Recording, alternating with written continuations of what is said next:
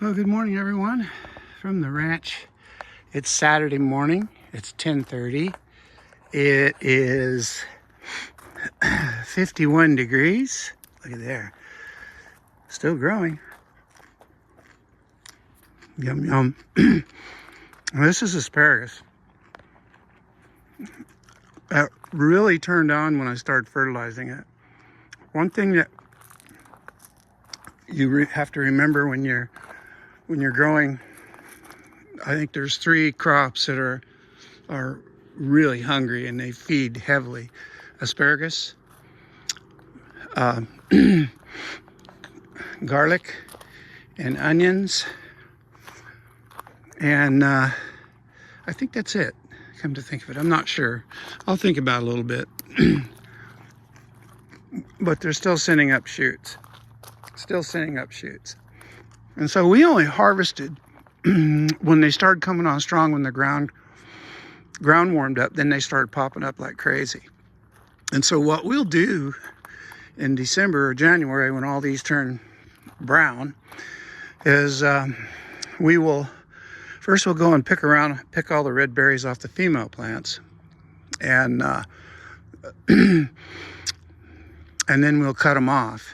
And we're not going to try to get the females not to produce like a lot of gardeners do. They want the males because they produce more. So what we're going to do is when they turn brown, collect the berries. Yeah, and the berries, I'm talking about these little red berries. They have seeds in them, and we're going to plant more.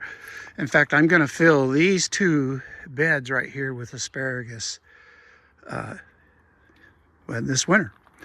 Well, in the spring, I don't know. Maybe I won't. Maybe I'll leave them for garlic. And this is my my leeks. This is some kind of garlic right here. This is my cat Sophie. She's the mama of that whole crew up there. Anyways, that wasn't supposed to happen. We were only supposed to have 2 cats. So problem getting her spayed was a huge problem at the time. Nobody was taking any new patients,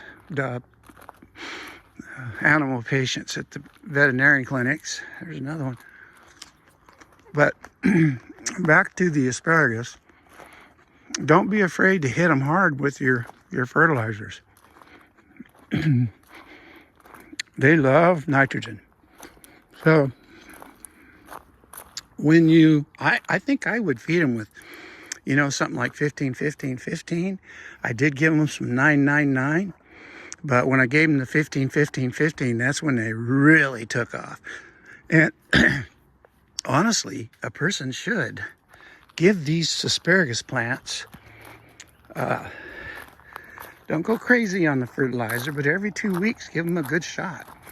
And I'll just take a handful and then I'll spread it out in there in 3 different locations. I don't know what it is, how much it is. It's just a handful.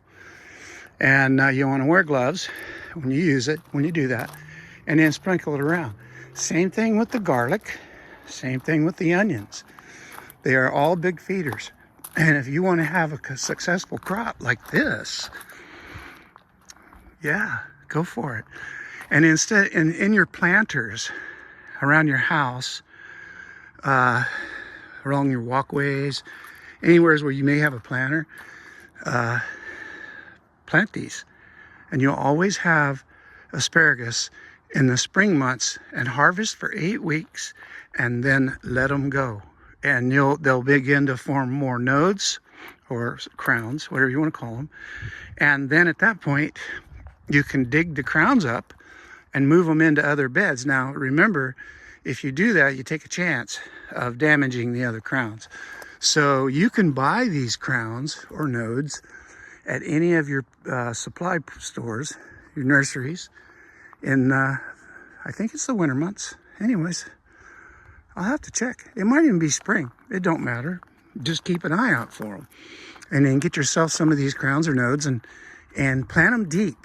Plant them, like if you have a raised bed, plant them down that deep, 12 inches, right? And then as they begin to grow up, put more compost in there, right?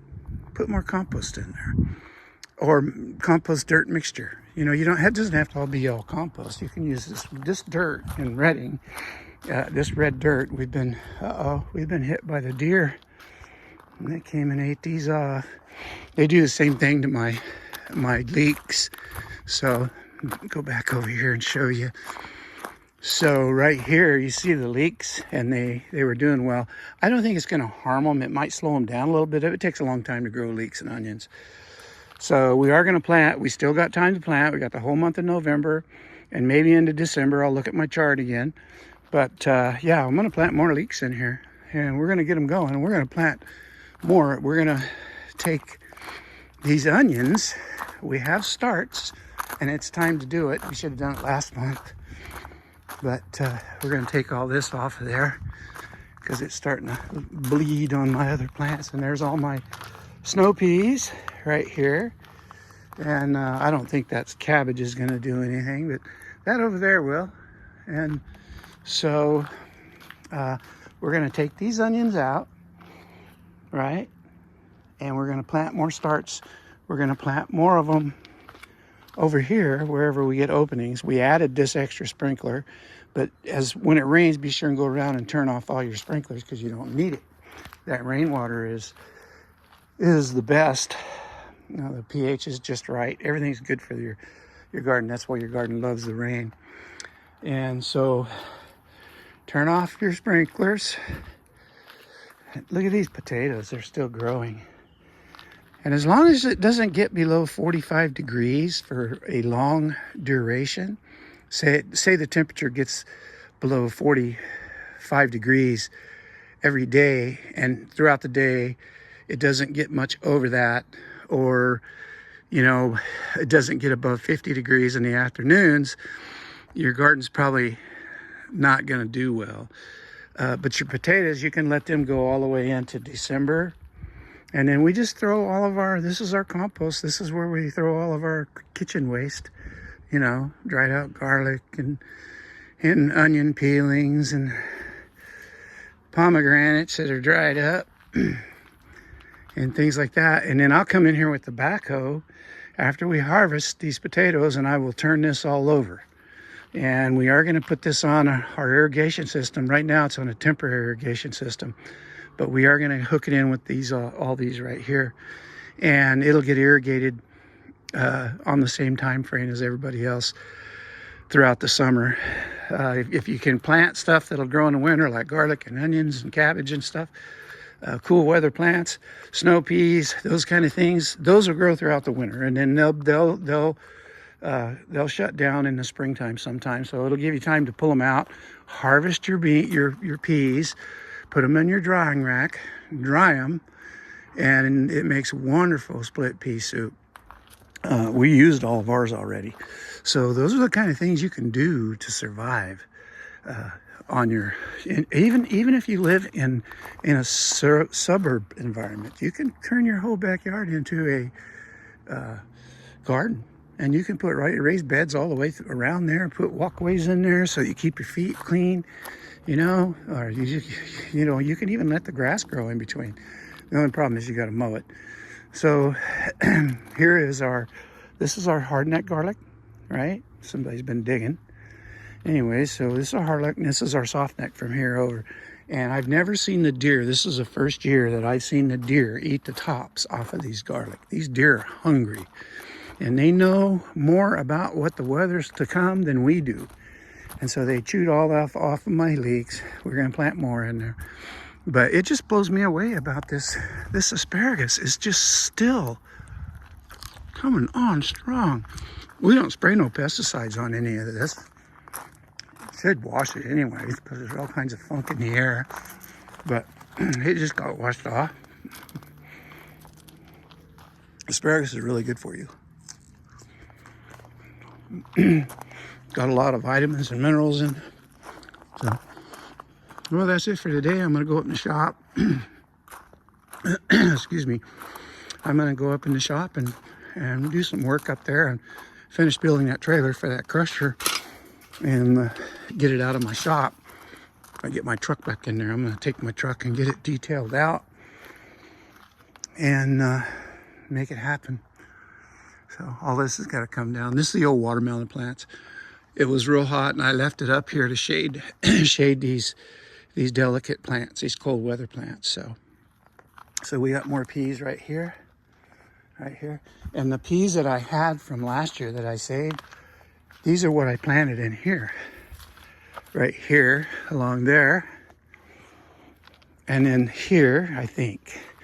But I do know, I was surprised that they grew, because I didn't expect them to grow, but they did. They popped right up. So they're acclimated. That's a good thing. These peas right here are the ones I grew last year, and I saved the seeds. Remember, you want to get your plants acclimated to your environment. So if you can collect the seeds, as long as they don't cross pollinate, like the cucurbits, I think is what the word of those are. Anyways, as long as they don't cross pollinate, you'll be all right. They are starting to form heads, as you can see. Let's see, right here, you can see. Anyways, so yeah, we'll just keep these guys, try to keep the bugs away from them. We'll wash them off. We got some of this watermelon plant tea on the leaves. We don't like that. We're gonna rinse these guys off. See, something's going on here. Anyway, so yeah, we're gonna rinse these guys off, and we may pull some of the diseased leaves off of. Whatever was eating this should have been taken care of. I need to go to the hardware store and pick up some more insect killer. Anyways, all right, well, thanks for watching. Talk to you soon.